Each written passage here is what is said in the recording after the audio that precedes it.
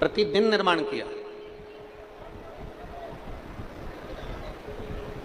और अमलेश्वर की पवित्र भूमि से आप भी एक बात लेकर जाना, जब तुमको लगे कि मेरी जिंदगी बड़ी कष्ट में चल रही है, बहुत दुख का जीवन चल रहा है, बहुत तकलीफ चल रही है, बहुत तकलीफ,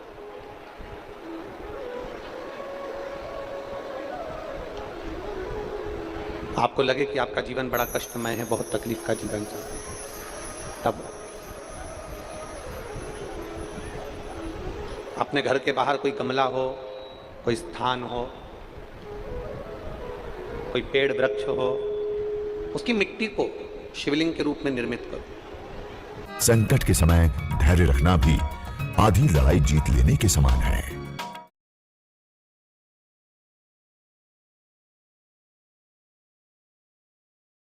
लीजिए।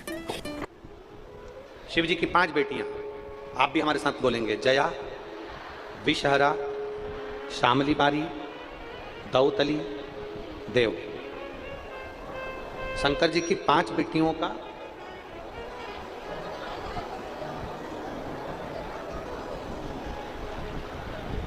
पांच बेटियों का नाम लेते जाना है। वृक्ष के नीचे या किसी गमले की मिट्टी को, यदि कहीं पार्थिव शिवलिंग का निर्माण अगर आप कर रहे हैं तो घर में भी पार्थिव लिंग बनाकर या पेड़ के नीचे या गमले में शिवलिंग बनाकर 5 बेलपत्र शिव जी की 5 लड़कियों का नाम लेकर वापिस बोलेंगे, जितने लोग सब बैठे हैं, जया, विषहरा, शामली बारी, दौतली, देव। शंकर जी की 5 लड़कियों का नाम लेकर एक एक बेलपत्र शिव जी को समर्पित करना। और शंकर भगवान को समर्पित करने के बाद दोनों हाथ में 2 लोटा जल लेना। जैसे कावड़ का जल चढ़ता है ना, कावड़ का जल कैसे चढ़ाते हैं? दोनों हाथ में पात्र लेकर एक साथ धार लगाते हैं। बस वैसा ही आपको लग रहा है कि मेरी जिंदगी बहुत कष्ट में चल रही है, पूरा पूरा दुख भगवान ने मेरे ऊपर ही दे दिया, बहुत पूरी जिंदगी का पूरा कष्ट मुझे दे दिया, पूरा कष्ट आपको लग रहा है।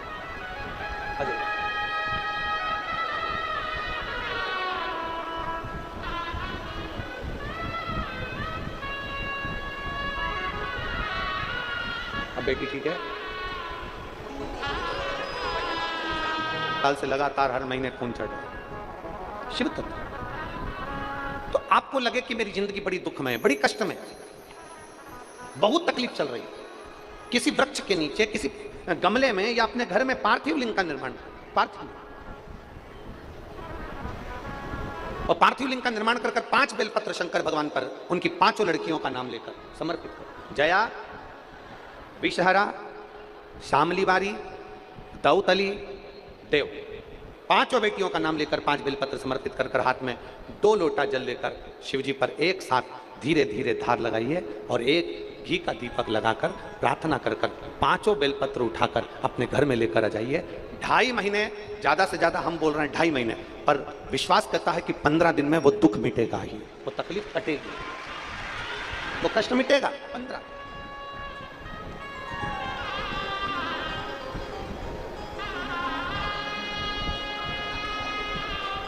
केवल शिव की आराधना करना। एक महिला यहाँ बैठी है जिसके घर में 5 साल तक उसने इंतजार करा था कि मेरे घर में औलाद हो जाएगी। 5 वर्ष नहीं,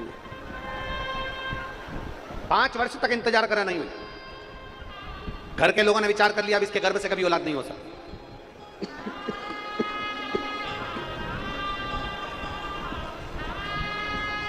घर के लोगों ने विचार करा कि इसके गर्भ से संतान नहीं हो सकती।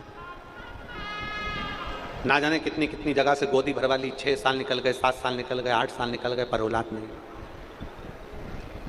अब आखिरी में सबने छोड़ दिया कि ये तो संतान दे ही नहीं सकते, बुद्धि बिगड़ गई। घर के लोगों ने भी विचार कर लिया कि रखने से फायदा क्या, औलाद का सुखी। 9 साल निकल गए, औलाद नहीं हुई। 10 साल निकल गए, 11 साल निकल गए, 12 साल निकल गए, 13 साल निकल गए, 14 साल निकल गए, 15 साल निकल गए, 16 साल निकल गए, संतान नहीं हुई। 17 साल निकल गए, संतान नहीं हुई। 18 साल निकल गए, संतान नहीं हुई। 19वां वर्ष आया और इसने गुड़ियारी की पंडाल में बैठकर, गुड़ियारी में जब कथा हुई, गुड़ियारी के पंडाल में बैठकर कथा सुनकर बाबा की रच को अपने पेट पर लगाकर खाकर विनती करी, बाबा कुछ भी करो, अब मेरे घर में औलाद तुम ही दे सकते हो, तुम ही। पत्र है, मैं गीता साहू अश्वनी नगर रायपुर से हूं। कहीं बैठी है गीता साहू? तो हाथ हिला सकती हैं।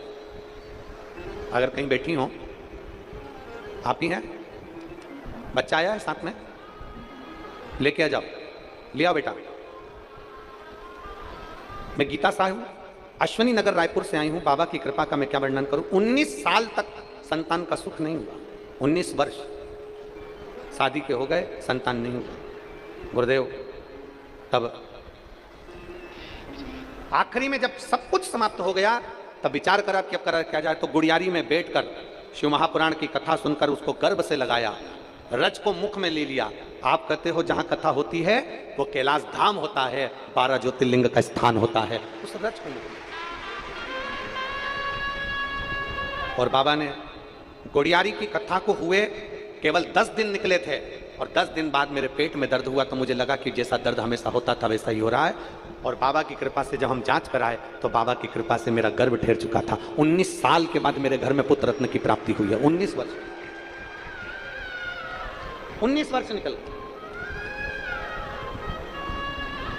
यहाँ जितने अमलेश्वर के भक्त बैठे हैं ना, और यहाँ जितने भक्त लोग कथा श्रवण करने आए, उनसे निवेदन करूंगा, शिव महापुराण के इस पंडाल को हल्के में मत लेना। जहां कथा होती है, जब तक कथा चालू नहीं हुई तब तक ये पंडाल था, जब तक कथा चालू नहीं हुई तब तक ये जमीन थी, जब तक कथा चालू नहीं हुई तब तक ये ग्राउंड था, जब तक कथा चालू नहीं हुई तब तक ये मातृभूमि थी। पर आज 27 तारीख से 2 जून तक ये केवल पंडाल नहीं है, ये मेरे 12 ज्योतिर्लिंग का मंदिर और मेरा कैलाश धाम है।